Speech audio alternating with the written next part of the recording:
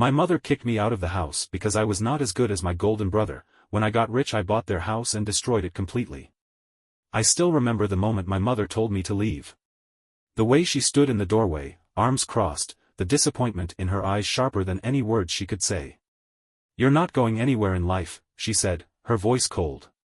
"Your brother is in medical school, and you can't even pass basic algebra. I won't let you drag this family down." I was 18 years old, standing in the hallway of the only home I had ever known.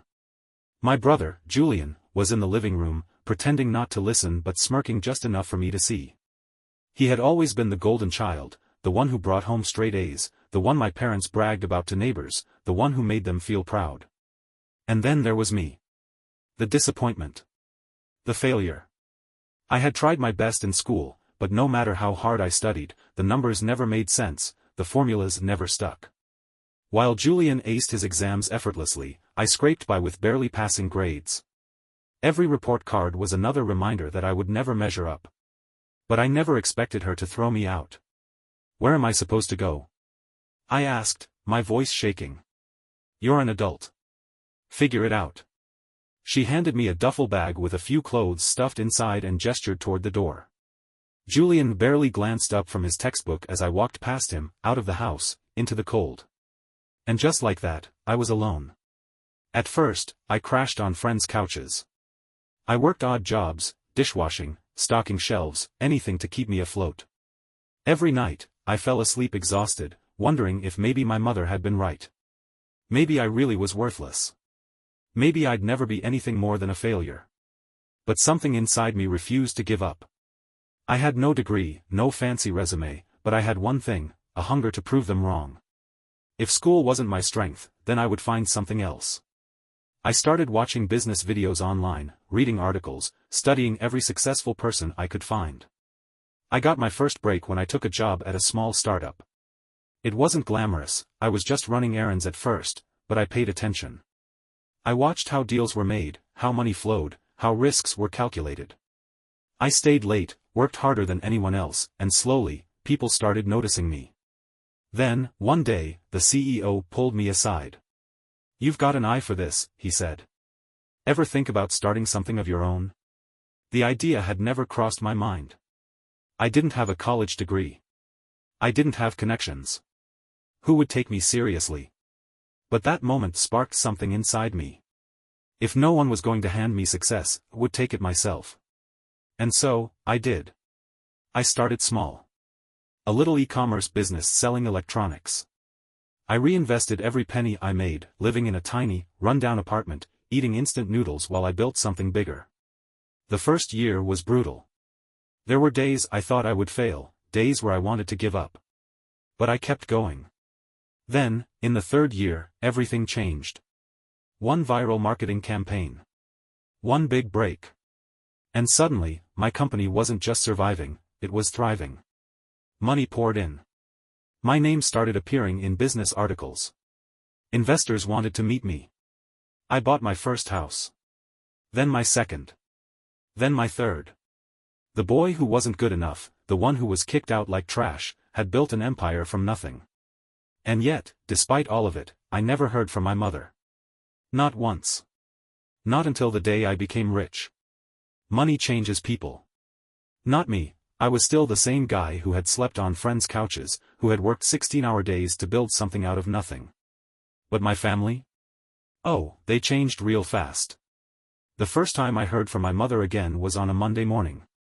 I was sitting in my high-rise office, looking over financial reports, when my assistant knocked on the door. "There's a woman here to see you," she said hesitantly. "She says she's your mother." I almost laughed. It had been nearly 6 years.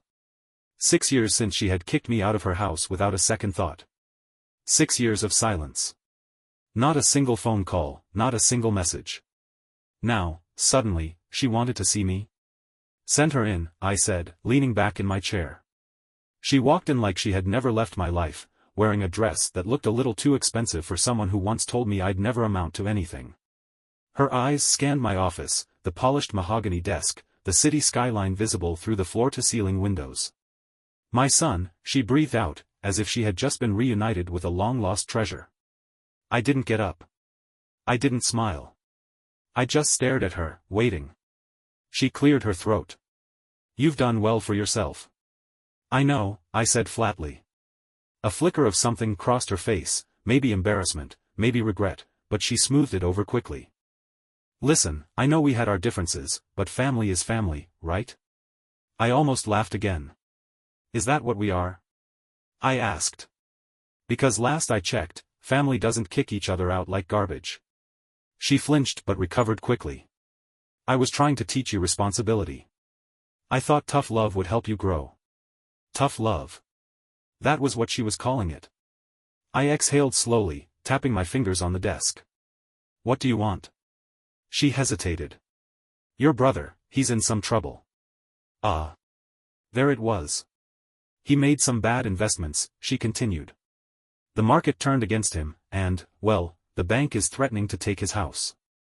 His house? I raised an eyebrow. You mean the house I wasn't good enough to live in? Her lips pressed together. I know things were hard back then, but I need you to understand that Julian is struggling. He's not like you. He didn't have the drive that you have. I shook my head, almost in disbelief. So, let me get this straight. I wasn't good enough to stay in your house when I had nothing. But now that I'm rich, I'm supposed to save the son you actually cared about. He's your brother, she said, as if that explained everything. No, Julian was your son, I corrected. I was just the mistake you couldn't wait to get rid of. The words hung in the air between us. Her face paled. That's not true. I leaned forward. Tell me, Mother, if I were still broke, would you be sitting here right now? She opened her mouth, then closed it.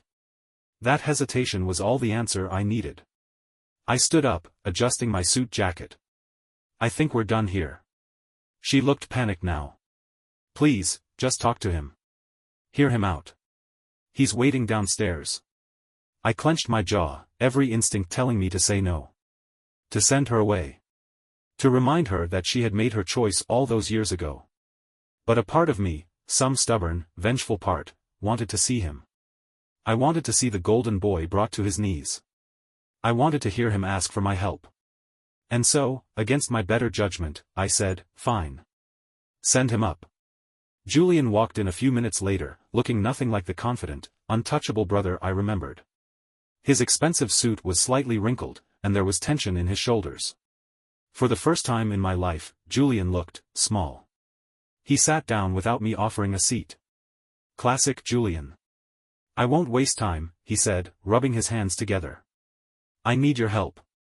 I crossed my arms. Yeah, I got that part. He sighed. I made some investments that didn't pan out. I leveraged my house, expecting a return, but the market crashed, and now the bank is coming after me. Sounds rough, I said.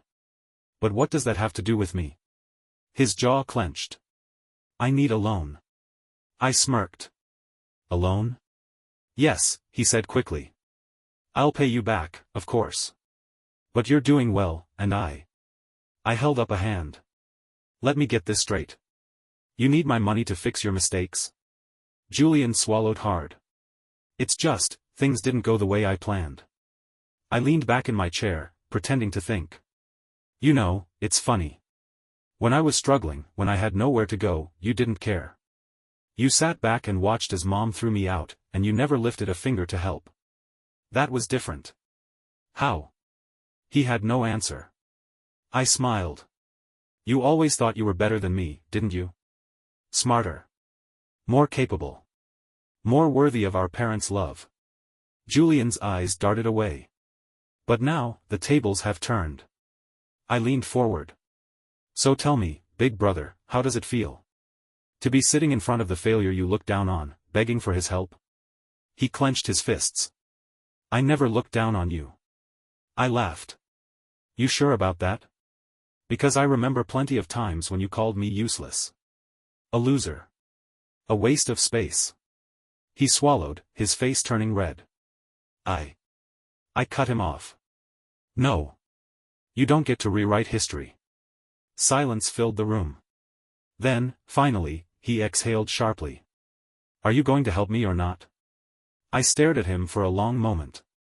Then I picked up my pen, scribbled something on a piece of paper, and slid it across the desk. Julian grabbed it eagerly, then froze. It wasn't a check. It was a list of job openings. "You want my help?" I said. "There it is." His face twisted in anger. "You think this is funny?" "No," I said coolly. "I think it's fair." His hands shook as he crumpled the paper. "You'll regret this." I smirked. "I doubt it." He stood abruptly, knocking his chair back. He glared at me, nostrils flaring, before storming out of the office. I watched him go, then leaned back with a satisfied sigh. For the first time in my life, I wasn't the one left standing in the cold. Julian was. And I had never felt warmer. Julian didn't call me after that meeting. Neither did my mother. I expected them to. I expected anger, guilt trips, some desperate attempt to manipulate me into handing over money. But there was nothing. Just silence. At first, it felt good. Like I had finally closed the door on a past that had haunted me for years. But then, something changed. It started with whispers in the business world. I'd walk into meetings and notice the sidelong glances, the murmurs behind my back. Partnerships I had been certain of suddenly went cold. Investors started hesitating. At first, I thought I was imagining it. Then I saw the headlines. Self-made millionaire turns back on his own family, abandoned by his mother, now he abandons his brother, from rags to riches. But at what cost? I read each article, feeling my blood boil. It was all nonsense, of course. Twisted half-truths designed to make me look like a monster. Julian had gone to the press. He had spun a sob story about how he had always supported me, how he had sacrificed for our family, only for me to throw him to the wolves when he needed me the most. I shouldn't have been surprised. But what really got me, what really made my stomach churn, was seeing my mother's name in the interviews. "I raised him the best I could," she had said. "I just don't know what happened to him. Money changed him. He forgot where he came from. She had kicked me out. She had abandoned me. And yet here she was, playing the victim. It wasn't just about my reputation. It was personal. They wanted to ruin me. And that was a mistake. I wasn't the same helpless kid they had thrown away years ago. They thought they could turn public opinion against me. That the weight of their lies would crush me. They forgot that I had built myself from nothing. And I wasn't about to let them take me down. I called in a favor from an old friend in media. Within 48 hours, a counterstory hit the headlines. The truth behind the family feud, how a self-made man was abandoned and betrayed. The article detailed everything, how I was kicked out with nothing, how I had struggled to survive while my family turned their backs on me, how my mother and brother only resurfaced when I became successful. I released old messages. Emails. Proof that I had tried to reach out to them over the years and been ignored. Proof that my mother had refused to acknowledge me, until she needed something. The public turned in an instant. The sympathy Julian had built crumbled overnight. Suddenly, the narrative wasn't about a heartless millionaire abandoning his family. It was about a manipulative mother and a jealous brother trying to extort him. Julian tried to fight back, of course. He went on TV, did interviews, played the victim. But it was too late. The damage was done. No investor wanted to be associated with someone caught in a public scandal. His business ties severed, his reputation in shambles, Julian lost everything. The bank took his house. His so-called friends stopped returning his calls. And my mother? She was right there beside him, watching everything fall apart. I should have felt satisfied. But something was still missing. They had tried to ruin me. Now, I needed them to understand just how deep their betrayal had cut. And for that, I had one final move to make. A few weeks after the scandal, I took a drive back to my childhood home. The same house my mother had thrown me out of, the same house she had fought to protect for Julian. Except now, it wasn't theirs anymore. After Julian lost everything, my mother had defaulted on the mortgage. The bank had foreclosed on it. And when the house went up for sale, I bought it. Not because I wanted it. But because I wanted them to see me standing in the doorway, holding the keys, knowing they had nothing left. I arrived late in the afternoon. The moving trucks were already outside, loading up the last of their belongings. My mother and Julian stood on the porch, watching helplessly as their lives were packed away. When they saw me, Julian's face twisted with rage. You, he spat. You did this. I walked up the driveway slowly, taking in the sight of the house that had once been my prison. No, I said. You did this. The moment you thought you could destroy me. My mother stepped forward, her face desperate. Please, she whispered. You have to understand. We were scared. We didn't know what else to do. I looked at her, really looked at her, and saw her for what she truly was, not the untouchable figure of authority she had once been, but a woman who had gambled and lost. And for the first time in my life, I felt nothing for her. No anger. No sadness. Just emptiness. I pulled the keys from my pocket, tossing them in the air before catching them again. This house isn't yours anymore, I said. But I'm feeling generous. Julian's eyes flickered with hope. You're giving it back? I smirked. No. I just thought you'd like one last look before I tear it down. The color drained from their faces. I turned, walking back to my car as the demolition trucks rolled up behind me. The past was over. And I was finally free. I stood across the street, watching the demolition trucks line up in front of my childhood home. It was poetic, really. The place that had been my prison, the house that had been my mother's symbol of superiority, was now nothing more than a memory about to be erased. Julian was frozen on the porch, his fists clenched, his body stiff. My mother, she looked smaller than I had ever seen her. The weight of her choices, the weight of her downfall, it was all crashing down around her.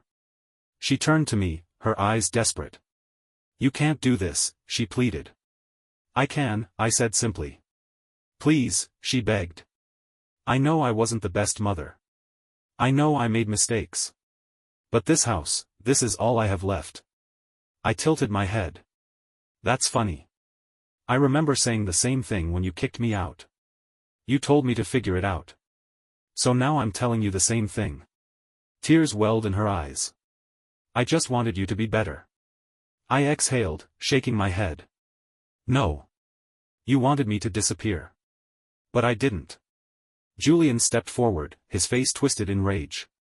You think this makes you better than us? You think money changes what you are? I smirked. No, Julian. But it changes what you are. He frowned. You're nothing without me, I continued. You spent your whole life looking down on me, convinced you were the better son, the one who deserved everything. But when you lost it all, where did you go? Straight to the brother you never respected. And when I refused to bail you out, you tried to destroy me. I stepped closer, lowering my voice just enough for only him to hear. You failed. Julian's breathing was heavy, his hands shaking. I'll come back from this, he hissed. You think this is the end for me? I'll rebuild. I'll get everything back. I let out a small chuckle. Good luck with that. I turned to my mother one last time. You made your choice a long time ago, I said. Now, I've made mine. I pulled out my phone and gave the signal. The demolition crew started their work. The first blow came fast, a wrecking ball slamming into the side of the house, shattering glass, cracking wood. My mother let out a choked sob, while Julian stood there, fists clenched, helpless. Piece by piece, the house came down. I watched for a while, taking it in. The ghosts of my past, the years of pain and rejection, the nights I had spent wondering if I would ever be enough, it was all buried under the rubble now. I turned to leave. As I got into my car, my mother called out one last time. Is this really what you want? I paused, looking at her through the rearview mirror. No, I admitted. What I wanted was a family. Then I drove away, leaving them both in the dust. Epilogue, a life rebuilt. Months passed. Then a year. I never heard from my mother again. I didn't expect to. Julian tried to claw his way back into the business world, but after our very public feud, no one wanted to work with him. He had burned too many bridges, made too many enemies. The last I heard, he had moved to another state, trying to start over. I didn't care. As for me, I built something new. Bigger. Better. I turned the land where my childhood home once stood into something meaningful, a community center for kids who had nowhere else to go. A place for those who, like me, had been abandoned by the people who were supposed to love them. And every time I walked past it, I smiled. Because in the end, I didn't just win. I found peace. I found purpose. And most importantly, I proved them all wrong. Thank you for watching the video, like it if you watched the video to the end and don't forget to subscribe. Have a nice day.